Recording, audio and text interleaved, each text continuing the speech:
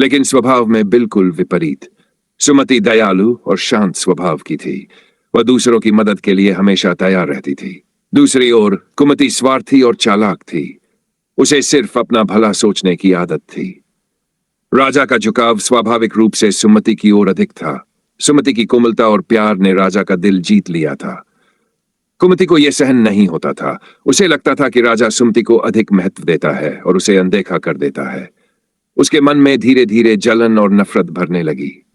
एक दिन कुमति ने एक भयानक योजना बनाई। उसने एक काली जादूगरनी से मदद ली और सुमति को रास्ते से हटाने का फैसला किया। एक रात जब महल के सभी लोग सो रहे थे, कुमति ने सुमति को झील के पास बुलाया। उसने झूठ मूठ का नाटक किया कि वह उससे माफी मांगना चाहती है और दोनों के बीच सुलह हो जाए। सुमति अपने भोले स्वभाव के कारण उसकी बातों में आ गई। जैसे ही सुमति झील के किनारे पहुंची, कुमति ने उसे धक्का दे दिया। सुमति पानी में गिर गई और डूबने लगी। उसकी चीखें रात के सन्नाटे में गूंज रही थी, लेकिन कोई उसकी मदद के लिए नहीं आया। कुमति ने राहत की सांस ली। उसे लगा कि अब राजा केवल उसी का होगा। उसने खुद को सुमति की जगह पेश कर दिया, लेकिन कहानी यहीं खत्म नहीं हुई। कुछ दिनों बाद महल में अजीब अजीब घटनाएं होने लगीं। रात को दिए खुद ब खुद बुझ जाते, दीवारों पर परछाइयां नजर आने लगतीं और रहस्यमय आवाजें सुनाई देतीं। एक रात कुमति ने सुमति की आत्मा को अपने सामने देखा।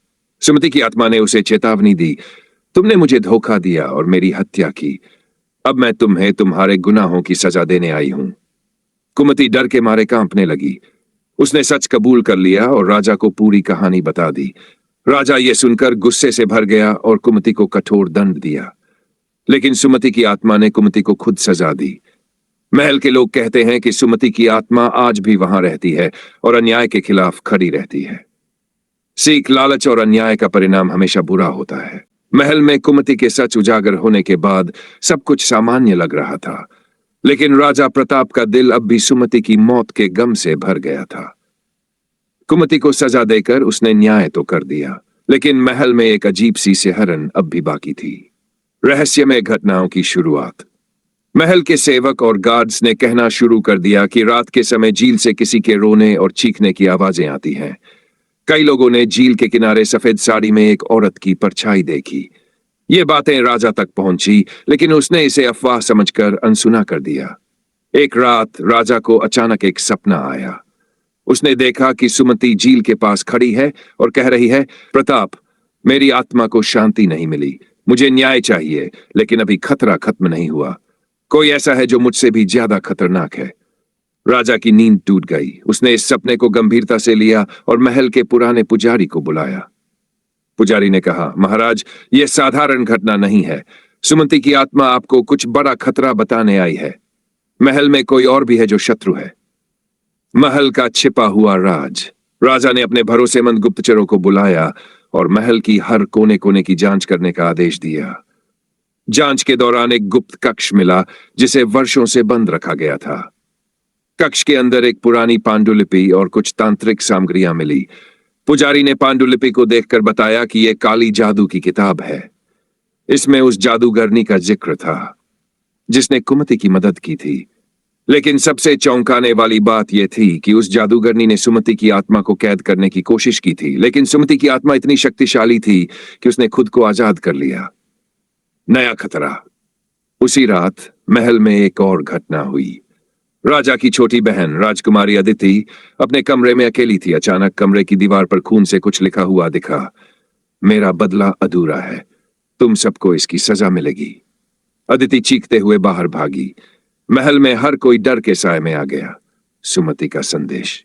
पुजारी ने राजा को सलाह दी कि सुमति की आत्मा से बात करने के लिए झील के किनारे एक यज्ञ किया जाए। यज्ञ के दौरान सुमति की आत्मा प्रकट हुई। उसने राजा से कहा, महल में एक और षड्यंत्रकारी छिपा है। वही मेरे और तुम्हारे विनाश का कारण बनेगा। उसे ढूंढो और रोक लो। सस्पेंस की शुरुआत। सुमति की चेतावनी के बाद राजा ने महल में सभी को नजरबंद कर दिया। हर किसी पर शक किया जाने लगा। लेकिन असली दोषी कौन था? क्या यह कुमति की साजिश का कोई साथी था, या जादूगरनी की कोई और चाल, या फिर महल के किसी करीबी का छिपा हुआ चेहरा? महल में डर, सन्नाटा और रहस्यमय घटनाएं बढ़ती जा रही थीं। सुमति की आत्मा मदद करने की कोशिश कर रही थी, लेकिन हर कदम पर साजिश और रहस्य और गहरा होता जा रहा था। आगे की कहानी में महल के रहस्यों का खुलासा होगा और असली षड्यंत्रकारी की पहचान होगी। महल में बढ़ता डर। सुमति की आत्मा की चेतावनी के बाद राजा प्रताप ने महल के सभी दरबारियों और सेवकों से पूछताछ शुरू की, लेकिन किसी के पास कोई ठोस जानकारी नहीं थी। इसी बीच महल में अजीब घटनाएं और बढ़ गई। रात को सैनिकों ने देखा कि झील का पानी लाल हो गया है और वहां से रहस्यमय धुआं उठ रहा है। कई सेवकों ने यह भी बताया कि उन्होंने सुमति की आवाज को सुनते हुए कुमति का नाम पुकारते सुना। राजा ने महसूस किया कि महल में कोई ऐसा है जो इस काली शक्ति को बढ़ावा दे रहा है। जादूगरनी का रहस्य। पुजारी ने राजा को याद दिलाया कि सुमति की आत्मा ने जिस जादूगरनी का जिक्र किया था वह अभी भी जिंदा हो सकती है। राजा ने गुप्तचरों को आदेश दिया कि राज्य में छिपे हुए हर काले जादू के साधक को खोजा जाए। कई दिनों की खोजबीन के बाद एक खतरनाक जंगल के भीतर एक पुरानी झोपड़ी मिली। झोपड़ी के अंदर अंधेरा था और वहां जमीन पर विचित्र प्रतीक बने हुए थे। वहां एक बूढ़ी औरत बैठी थी जो सचमुच वही जादूगरनी थी जिसने कुमति की मदद की थी। जब राजा के सैनिक उसे पकड़ने पहुंचे तो वह जोर जोर से हंसने लगी और बोली, तुम मुझे पकड़ सकते हो, लेकिन इस कहानी का अंत तुम्हारे सोचने से भी ज्यादा भयानक होगा। जादूगरनी ने राजा को बताया कि उसने कुमति को केवल इसलिए मदद दी थी क्योंकि महल में कोई और बड़ा दुश्मन छिपा है जो राजा और पूरे राज्य को बर्बाद करना चाहता है। असली दुश्मन की परछाई। महल में लौटने के बाद राजा ने अपनी छोटी बहन अदिति को परेशान पाया। उसने बताया कि पिछले कुछ दिनों से उसे किसी अजनबी की छाया अपने आसपास महसूस हो रही है। वह रात में अजीब सपने देखती थी जिसमें एक गहरी आवाज उसे बुलाती थी और कहती थी, राज्य तुम्हारा होना चाहिए था, राजा का अंत करीब है। राजा को शक हुआ कि अदिति पर कोई काली शक्ति का असर हो चुका है। महल के अंदर की चाल। इसी बीच राजा के सबसे भरोसेमंद मंत्री वसंत ने एक रहस्य उजागर किया। उसने राजा को बताया कि महल के खजाने से जुड़े एक गुप्त कमरे में कुछ ऐसा छिपा है जो इन घटनाओं की जड़ हो सकता है। राजा ने तुरंत उस कमरे की तलाशी ली। वहां एक काला ताबीज मिला जो खून से सना हुआ था। पुजारी ने बताया कि यह ताबीज वही शक्ति है जिससे जादूगरनी ने सुमति की आत्मा को रोकने की कोशिश की थी। लेकिन ताबीज का असली मालिक कौन था? असली दोषी का सामना। यज्ञ के दौरान सुमति की आत्मा ने प्रकट होकर एक चौंकाने वाला सच बताया। उसने राजा से कहा, दोषी कोई बाहर का नहीं बल्कि महल के अंदर का है। जिसने मेरी हत्या करवाई वह सिर्फ कुमति नहीं थी, अदिति भी इस षड्यंत्र में शामिल थी। यह सुनकर राजा स्तब्ध रह गया। सुमति ने आगे कहा, अदिति हमेशा से राज्य चाहती थी। उसने कुमति के साथ मिलकर मेरी हत्या की साजिश रची, लेकिन अब वह जादूगरनी की मदद से तुम्हें भी खत्म करना चाहती है। डरावना अंत या नई शुरुआत।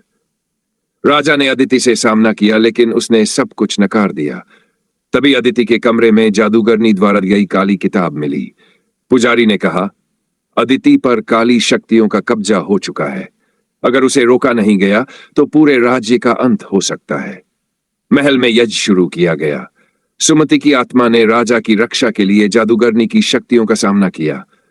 अंत में सुमति की आत्मा ने जादूगरनी को खत्म कर दिया, लेकिन अदिति को बचाने के लिए अपनी पूरी शक्ति लगा दी। अदिति ने सच स्वीकार किया और सुमति की आत्मा से माफी मांगी।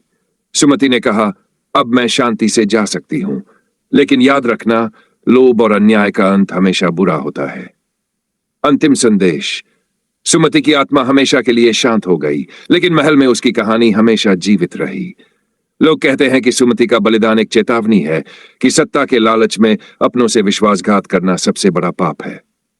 सीख, सच्चाई और न्याय हमेशा विजयी होते हैं, चाहे परिस्थितियां कितनी भी डरावनी क्यों न हो।